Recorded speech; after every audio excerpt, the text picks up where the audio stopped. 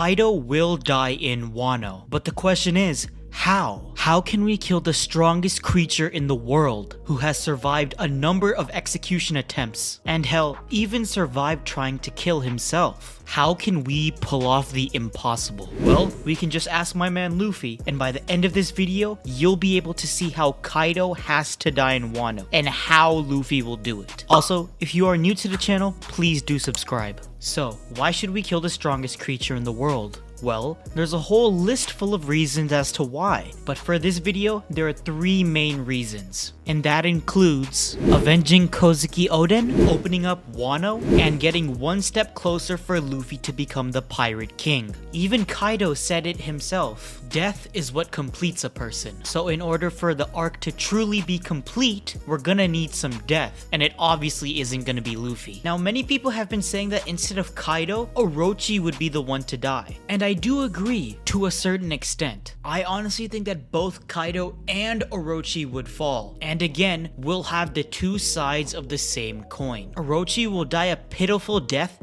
trying to scream and run away, whereas Kaido will die by the one person he wanted to kill him, Joy Boy, or in this case, Luffy. And if we go back to Orochi's death, I think we have that covered with Hiyori. Plus, we've seen her wanting to kill Orochi since the early stages of Wano. On the other side of the coin, with the buildup of many sacrifices in Wano, both past and present, we see all the things the Scabbards have worked for are leading up to one goal. Either killing Kaido in this raid, or die trying. And there's 2 things to keep in mind when it comes to killing Kaido. 1, with Luffy's new joyous transformation, I can see him connecting more with Kaido, like a rival, more so than an enemy. 2, Oda stated in an SBS that Luffy doesn't kill his enemies because he wants to shatter their dreams and beliefs. And with an unkillable enemy like Kaido, the toughest belief for Luffy to shatter is Kaido wanting to die a glorious death, but at the same time wants to be king of the pirates.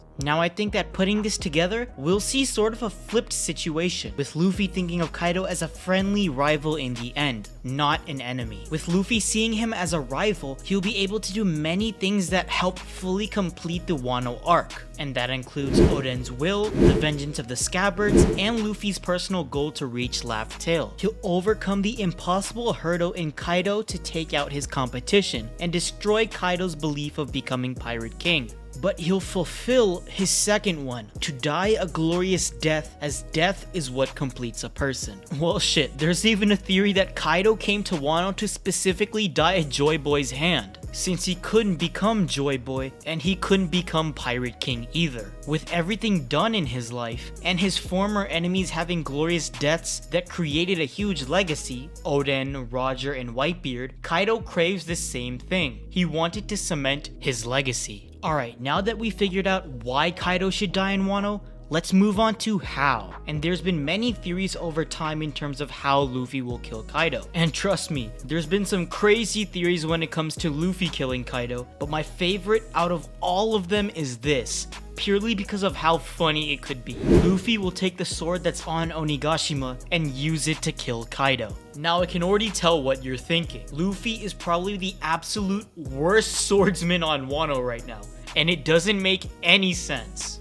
And yeah, for all we know, Luffy could intend on using the sword, but actually try and punch Kaido with it instead. But if I'm being 100% honest, this is a direction I could see Oda taking, mainly because of the huge amount of sword discussion in Wano, and even Luffy was interested in swords at the very beginning of the arc.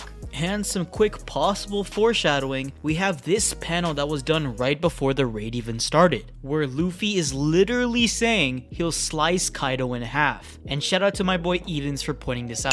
Also, I found interesting art regarding this specific scenario from 𝙲𝚘𝚙𝚢𝚛𝚒 on Twitter, which shows how Luffy would actually use the sword. Although for now, let's skip over the fact that the move is actually called Eel Slash. But honestly, with Luffy's real transformation and how he completely manhandled Kaido in chapter 1044, it's not far off to say that he can handle this big ass sword on Onigashima. So if you guys have any more thoughts on this theory specifically, let me know down in the comments below. Now, there's one more theory that I want to talk about on how Luffy will kill Kaido, and that's with the use of fire. Now, we don't know much about Luffy's new powers in terms of what the flames can do, but we do know of his experience with flame attacks before. And being the sun god Nika, we're sure there is some sort of correlation to a fire type of attack. Tricky thing is, this ultimate attack of Luffy's can't be a punch. Yeah, I know, both of these theories are circling around attacks where Luffy isn't using his main skill in punching the strongest creature in the world. But we have to remember what Oda said about Kaido's possible defeat, and it shows that even Oda knows that in order to kill someone this tough, Luffy needs to do something different. When Kaido appeared for the first time, I said that Luffy can't defeat such a strong character yet, and I'm yet to know how Luffy would defeat Kaido. Probably my audience will not be satisfied if the reason for defeating Kaido is just because Luffy's punch is so strong. Luffy and I will have to find a solution somehow. And remember,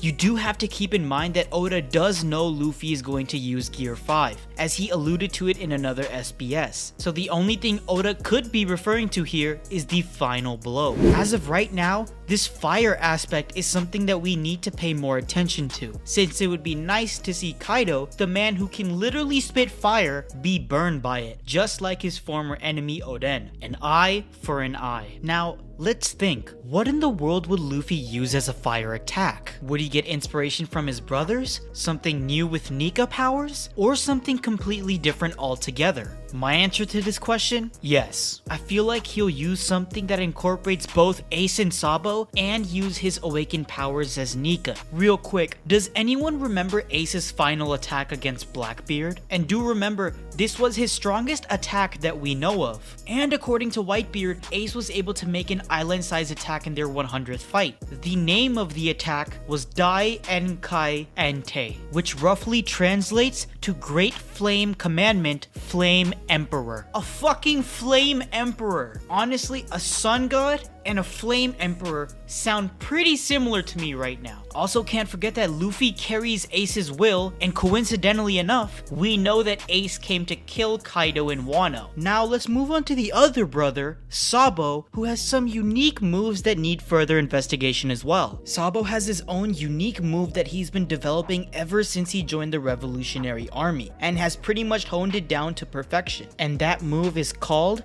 𝚲𝚘𝚙𝚒𝚑𝚝, otherwise known as Dragon Claw. And let me further explain this move real quick. Sabo pretty much tries to find the core in anything possible and attacks it as a weak point. And to me, this sounds exactly like Ryo does in Wano. Remember how I said this attack was developed while he was in the Revolutionary Army? Well, he obviously upgraded that move once he got the Mera Mera no Mi. Now, let's see the name of this new attack real quick. Fire Flame Dragon King.